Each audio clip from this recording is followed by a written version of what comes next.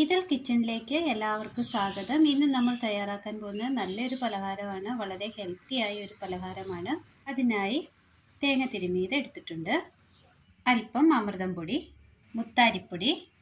ഇനി ഇതെങ്ങനെ തയ്യാറാക്കാമെന്ന് കൂടി നോക്കാം. ഒരു ബൗൾ എടുത്തതിന് ശേഷം അതിലേക്ക് മുത്താരിപ്പൊടി ഇട്ട് കൊടുക്കുക, അമൃതം പൊടി, ചെറിയുള്ളി ചതച്ചത്, ഉപ്പ് ആവശ്യത്തിന്,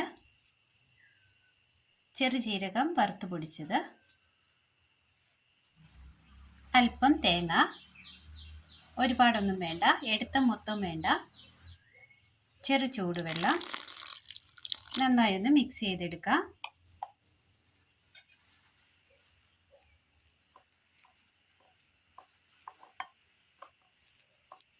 ചൂടുവെള്ളം ആയതുകൊണ്ടാണ് സ്പൂൺ ഇളക്കുന്നത്. കൈ വെച്ച് നല്ലതുപോലെ ഒന്ന് കുഴച്ചെടുക്കുക.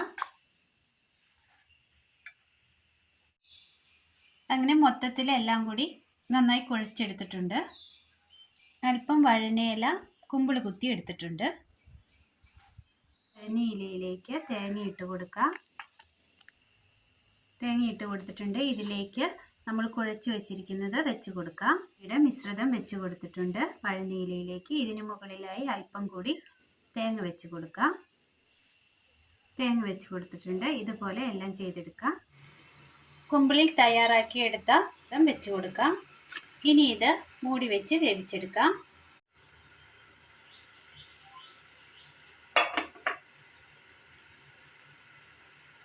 വെന്ത് കിട്ടിയിട്ടുണ്ട്, വാങ്ങി വെക്കാം. നല്ല ടേസ്റ്റിൽ പെട്ടെന്ന് തയ്യാറാക്കി എടുക്കാൻ പറ്റിയ വഴനയില കോക്കനട്ട് കുമ്പിളപ്പമാണ് ഇന്ന് നമ്മൾ തയ്യാറാക്കിയത്. ഹെൽത്തിയും ടേസ്റ്റിയുമാണ്. അപ്പോൾ എല്ലാവരും ഒന്ന് ചെയ്ത് നോക്കി അഭിപ്രായങ്ങൾ കമൻറ്റ് ബോക്സിൽ അറിയിക്കാൻ മറക്കരുത്.